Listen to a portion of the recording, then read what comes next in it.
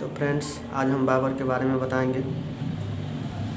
जब भारत में मुस्लिम का शासक हुआ था, मुस्लिम राजा बना था, तो बाबर का भी काफ़ी ज़्यादा प्रभाव रहा था। तो बाबर के बारे में बताते हैं। तो मुग़ल वंश का संस्थापक था बाबर। बाबर जो था मुग़ल वंश का स्थापना किया था। तो कह सकते हैं इसमें पहला पॉइंट,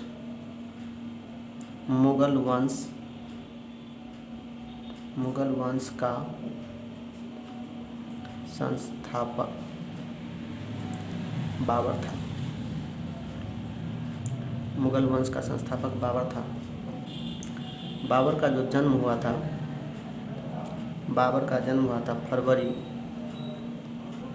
1483 ईस्वी में। बाबर के जो पिता थे, बाबर के पिता का जो नाम था वह था उमर शेख मिर्ज़ा। बाबर बहुत कम उम्र में राजा बन गया था। बाबर ने बादशाह की जो उपाधि ली थी, बाबर को बादशाह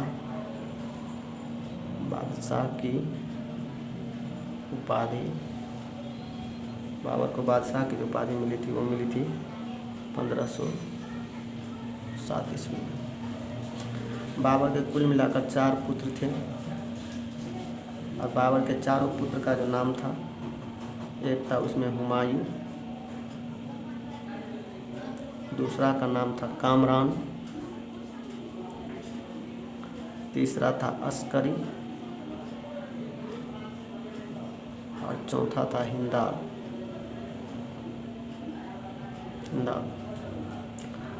बाबर ने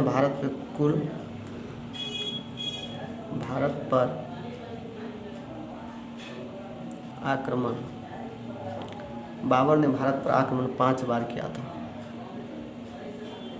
बाबर के जीवन में बहुत सारा लड़ाइयाँ, युद्ध हुआ। उसमें 4 युद्ध काफ़ी प्रसिद्ध हैं, और वो एग्ज़ाम के दृष्टिकोण से काफ़ी हेल्पफुल रहेगा आप लोग के लिए, और ये जानना भी काफ़ी ज़रूरी है। तो इसमें बाबर जो युद्ध लड़े थे, उसमें पहला था पानीपत का प्रथम युद्ध।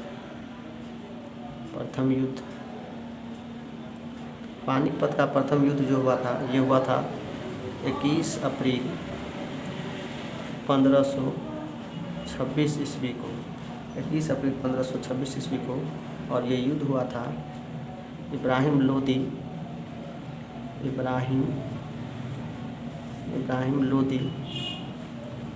और बाबर के बीच। इसमें बाबर विजय हो गए थे, बाबर जीत गए थे। बाबर ने दूसरा युद्ध किया था खानवा का युद्ध। अच्छा, क्वेश्चन अगर ये पूछ दे कि बाबर जो है पानीपत के युद्ध में कौन सा नीति अपनाई थी, तो बाबर ने नीति अपनाई थी तुगलमा युद्ध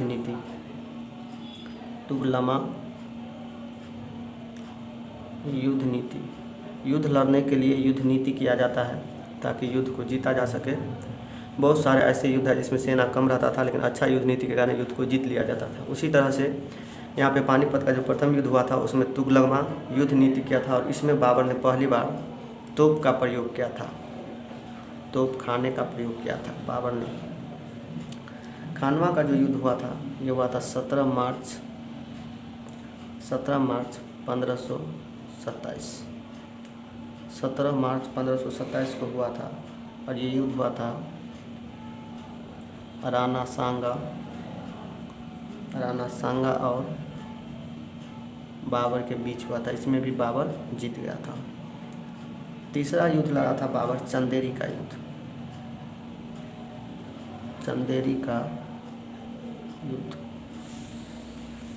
बाबर चंदेरी का युद्ध जो लड़ा था, वो लड़ा था 29 जून 1528 ईस्वी को।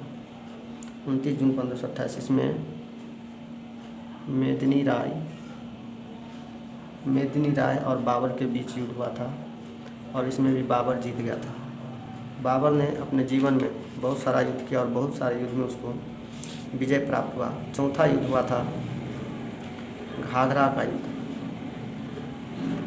घाघरा का युद्ध, घाघरा का युद्ध हुआ था और ये हुआ था 6 मई 1529 ईस्वी को, 1529 ईस्वी को हुआ था। यह युद्ध हुआ था अफगानों और बाबर के बीच। इसमें भी बाबर क्या हुआ था, विजय हुआ था। बाबर को उसके उदारता के कारण एक उपाधि मिला था, कलंदर की उपाधि, कलंदर की उपाधि मिला था बाबर को। अगर कोई क्वेश्चन ये आ जाए कि जिहाद शब्द का प्रयोग किसने किया था सर्वप्रथम, ये भी बाबर ने ही किया था। बाबर का जो मृत्यु हुआ था वो 48 वर्ष की उम्र में बाबर की मृत्यु हो गया था और बाबर की मृत्यु 26 दिसंबर 1530 ईस्वी को हुआ था। बाबर की मृत्यु 26 दिसंबर 1530 ईस्वी को हुआ था, आगरा में हुआ था, आगरा में हुआ था। और उसे जो दफनाया गया था, बाबर को दफनाया गया था आराम बाग में। आराम बाग आगरा में ही पड़ता है और वहीं पे बाबर को दफनाया गया था। बाद में बाबर को उसके अपना पसंदीदा जगह काबुल में दफना दिया गया। काबुल, क्वेश्चन ये पूछता है बाबर को कहाँ दफनाया गया, तो काबुल प्रथम बार कहाँ दफनाया गया, तो आराम बाग। बाबर जो भाषा बोलते थे वो बोलते थे तुर्की भाषा। बाबर का मातृभाषा जो था वो था तुर्की, लेकिन बाबर तुर्की के अलावा और सारी भाषाएं का भी ज्ञाता था। बाबर ने आत्मकथा लिखा था। आत्मकथा का मतलब होता है जिसमें खुद का कहानी हो, खुद के बारे में सब कुछ हो, वही आत्मकथा लिखा था और उसका नाम दिया था बाबरनामा। और बाबरनामा को फारसी में अनुवाद किया था। ये जो बाबरनामा था इसको फारसी में अनुवाद किया था, उसका नाम है अब्दुल रहीम खान खाना। अब्दुल रहीम खान खाना। फ्रेंड्स, इसी तरह हम और सारी वीडियो लाते रहेंगे और प्रत्येक इतिहास में जो भी लोग थे, जो युद्ध किए, जो लड़ाई किए और जो इतिहास रचे, उनके बारे में हम वीडियो बनाते रहते हैं। तो मेरे चैनल को सब्सक्राइब कर दीजिएगा और लाइक शेयर ज़रूर कर दीजिएगा।